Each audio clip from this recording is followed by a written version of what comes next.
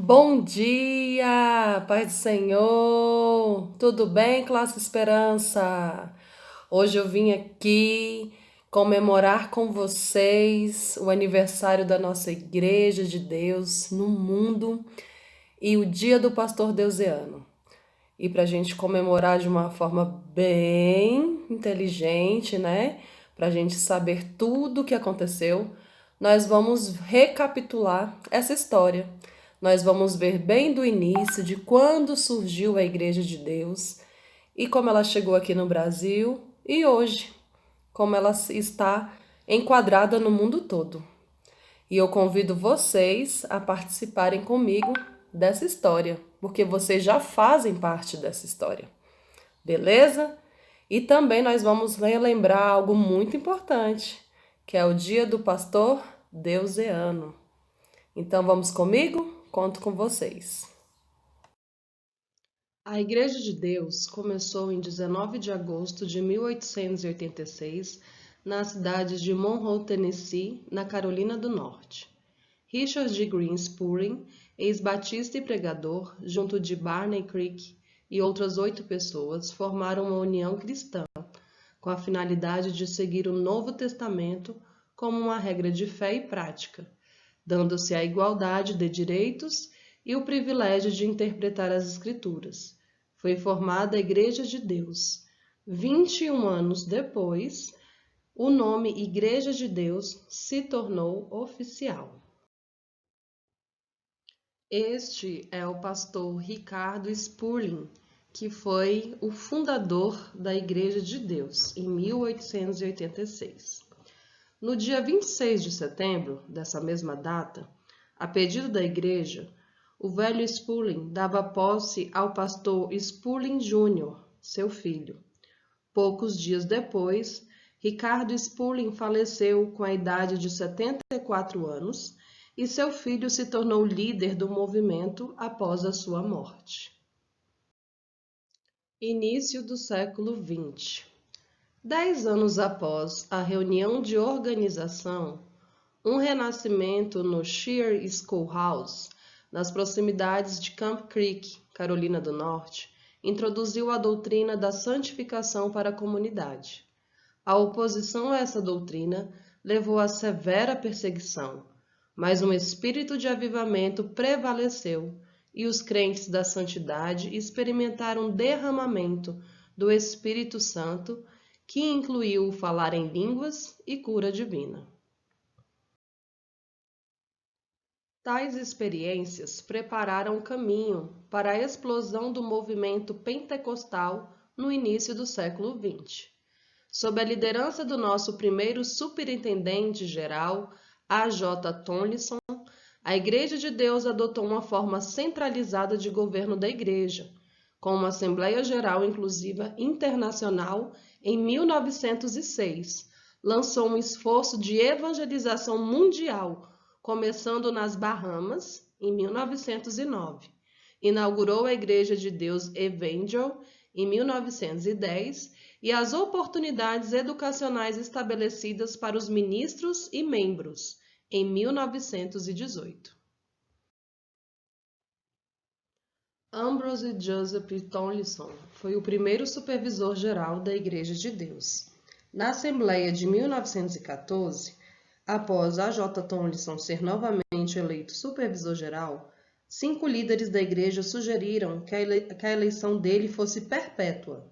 A proposta foi aceita e por vários anos não houve mais eleição para supervisor-geral. O tempo mostraria que esta decisão foi um grande erro. O Conselho dos 12 aprovou o impeachment de Tomlinson e de 2 supervisores de Estado. Uma reunião com a Suprema Corte de Justiça foi marcado para o dia 26 de junho de 1923, para uma consideração final do assunto. Tomlinson e seus 2 amigos não compareceram para a audiência. Este concílio manteve o impeachment e elegeu a F. J. Lee para terminar o mandato de supervisor-geral. No dia 26 de agosto de 1934, chegava à cidade do Rio de Janeiro a missionária Caroline Matilda Pilson. Ela fora enviada para o Brasil por uma igreja dos Estados Unidos, chamada Igreja Evangélica Calvário Pentecostal. Depois de um tempo, a missionária Matilda percebeu que não podia continuar liderando o trabalho aqui no Brasil sob a liderança da Igreja Calvário Pentecostal. Ela escreveu uma carta para o superintendente da Igreja de Deus na América Latina, VC em Santo Antônio, Texas. Ela passou a possibilidade de passar a administração do trabalho missionário que ela iniciou no Brasil para a Igreja de Deus. O superintendente gostou do plano e a irmã Matilda tornou-se membro da Igreja de Deus, sendo recebida em Igreja Hispana de San Antonio, Texas, no início de 1954. No dia 12 de março de 1955, em Campinas, Goiânia, Goiás, a Igreja de Deus estava finalmente presente e firmemente estabelecida no Brasil, na reunião onde oficializou a união do Calvário Pentecostal com a Igreja de Deus. A missionária Matilda tinha uma profunda convicção de que o estado de Goiás era o local que Deus tinha escolhido para ela começar a sua missão. Comenta-se que a irmã Caroline Matilda Pilson morreu vítima do mal de Chagas, doença que ela teria contraído em Goiás por causa das picadas de barbeiro que ela sofrera enquanto morou no Brasil. Então, a Igreja de Deus completa 134 anos no mundo e 65 anos no Brasil.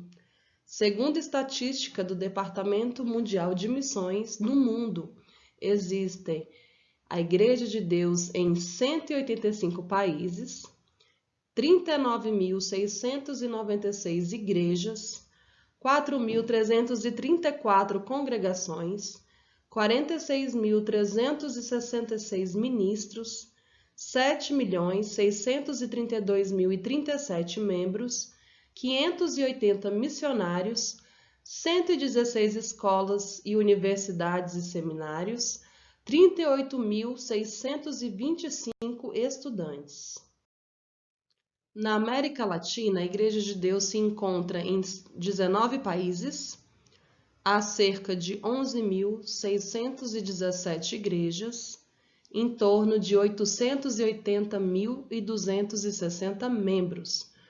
No Brasil, a IDB é composta por 729 igrejas, cerca de 1.350 ministros e provavelmente 69.014 membros. Estes dados sofrem alterações frequentes, porque a igreja é um organismo em ação. As ações aí na sua igreja irão alterar os dados dessa estatística. Aleluia! Vocês conhecem o símbolo da Igreja de Deus e o seu significado? Todos já viram, né? Então, nós vamos ver o significado do símbolo da Igreja de Deus. A cruz representa o poder de Deus para a salvação de todo aquele que crê, que se encontra em 1 Coríntios, capítulo 1, dos versículos 18 ao 24.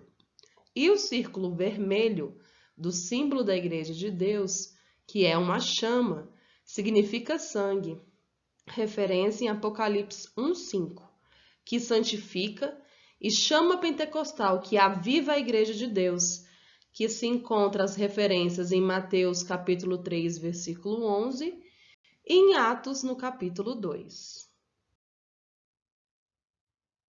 Nós todos fazemos parte dessa história da Igreja de Deus, e nós congregamos na Igreja de Deus, que se encontra no condomínio Beija-Flor, em Sobradinho, Distrito Federal.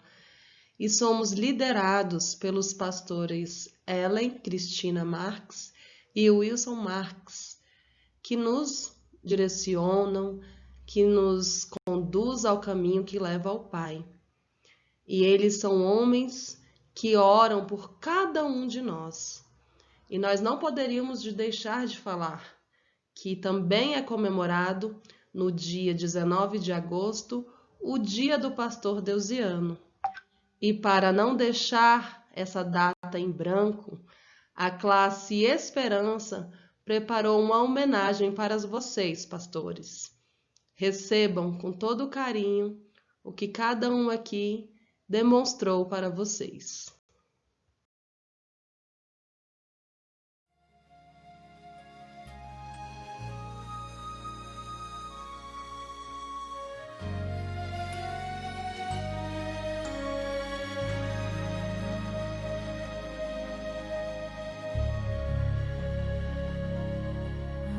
Pastor maior na vida do pastor, e o que seria do pastor se não fosse o Senhor? E o que seria da igreja se não fosse o amor daqueles a quem Deus um dia consagrou?